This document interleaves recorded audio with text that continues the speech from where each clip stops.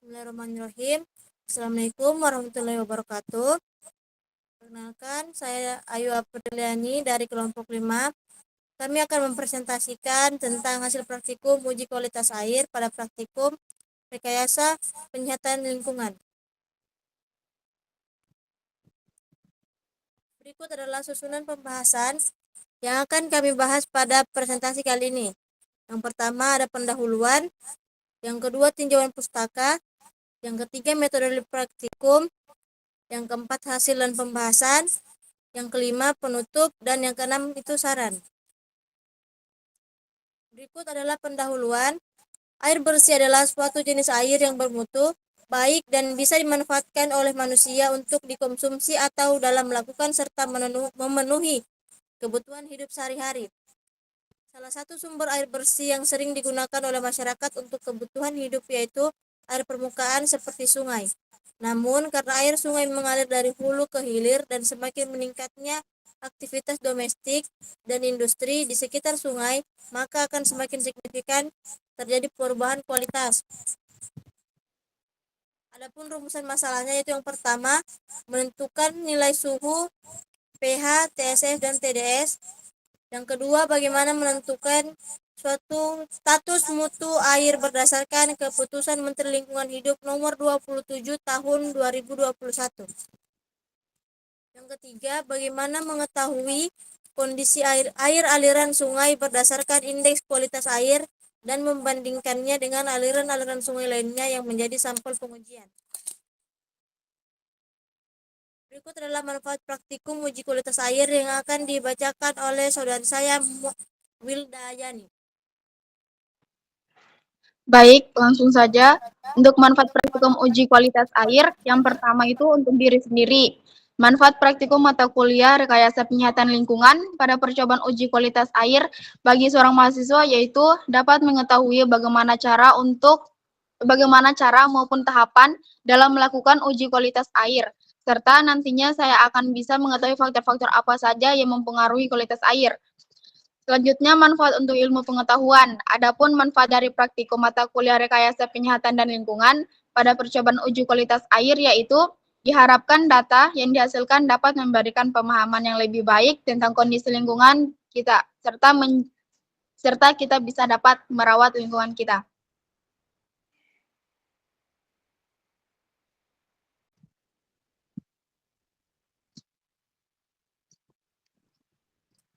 Berikutnya adalah tinjauan pustaka yang akan dibacakan oleh saudara saya Aura Syafarwani. Saya persilahkan.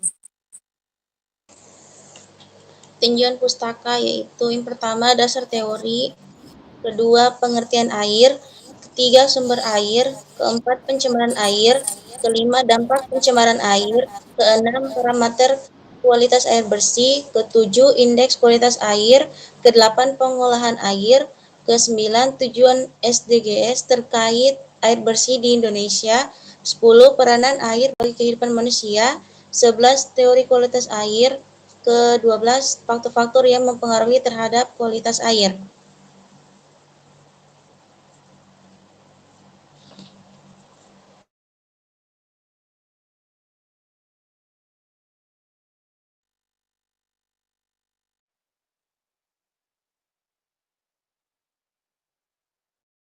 Berikut adalah metodologi praktikum yang akan dibacakan oleh saudara saya Ozlan Herlianti. Baik, langsung saja metodologi praktikum. Waktu praktikum yaitu hari Sabtu tanggal 17 November 2024 pukul 6 sampai 3.00.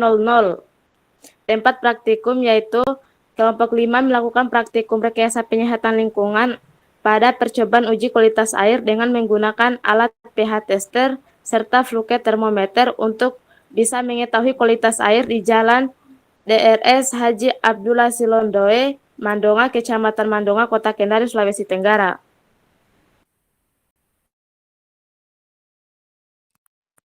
Adapun alat dan bahan yang akan dibacakan oleh Muhammad Idris. Saya persilahkan. Adapun alat dan bahan yang digunakan dalam praktikum yaitu satu pengukuran pH untuk mengetahui sifat air, basa atau asam. Kedua yaitu pengukuran suhu atau voltameter, penggaris, stopwatch, belangko data, botol sampel, diskon, kanebo, air destilasi. 3. Pengukuran kadar TSS dan TDS, kertas saring, pipet, pipet ukur, cawan petri, pinset, timbangan digital, corong, gelas ukur, dan oven. Adapun bahannya yaitu air sampel. Sekian dari saya. Berikut adalah hasil pembahasan yang akan dibacakan oleh saudara saya Wildayani. Baik, untuk hasilan pembahasan yang pertama itu data hasil pengamatan. Yaitu mengeluarkan data yang pertama hasil pengukuran pH, yang kedua hasil pengukuran suhu, ketiga hasil pengukuran TSS dan TDS, yang keempat visual air. Untuk perhitungan IP yaitu untuk TSS, TDS, pH, dan suhu air. Untuk analisa data hasil pengamatan, yang pertama itu perhitungan pH, pengukuran suhu, pengukuran kadar TSS dan TDS, dan yang terakhir itu ada analisa IK. Itu hitung berdasarkan hasil nilai perhitungan indeks pencemaran atau IP. Sekian.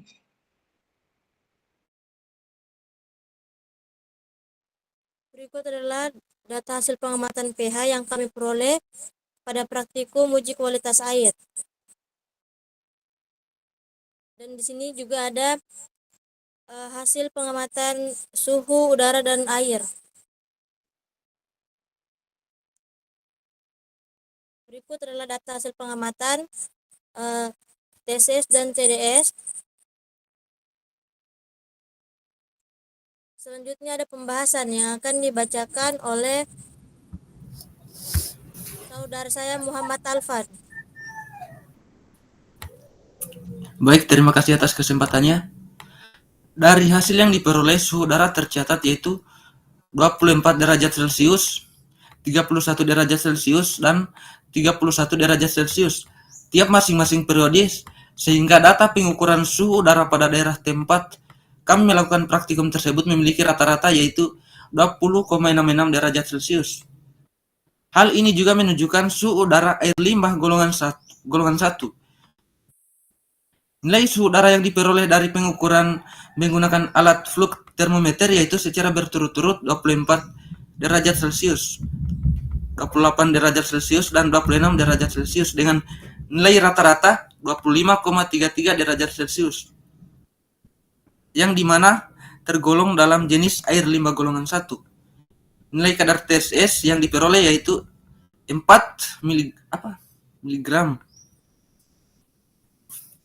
Berdasarkan hasil tersebut, di mana yang tergolong dalam jenis air limbah golongan 1, nilai kadar TDS yang diperoleh adalah 185 gram.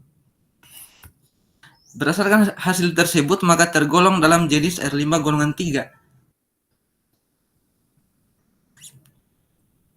Status mutu udara dapat ditentukan berdasarkan keputusan Menteri Lingkungan Hidup nomor 27 tahun 2012 dengan mengeluarkan hasil pengukuran parameter kualitas udara seperti suhu, pH, TSS, TDS terhadap batasan yang ditetapkan dalam peraturan tersebut.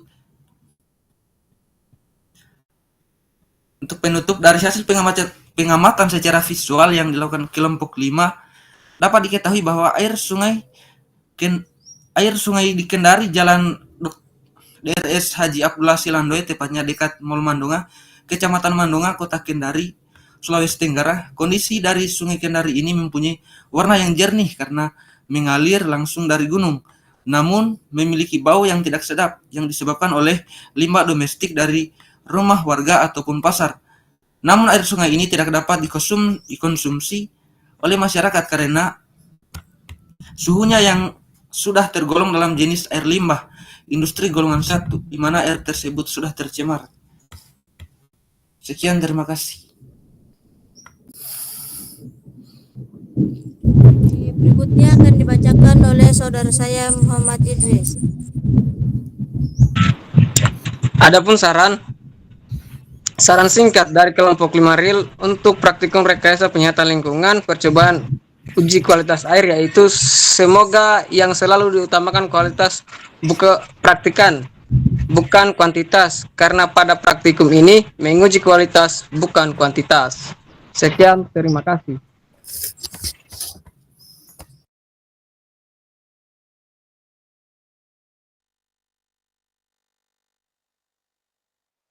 Itulah tadi hasil presentasi kami pada praktikum uji kualitas air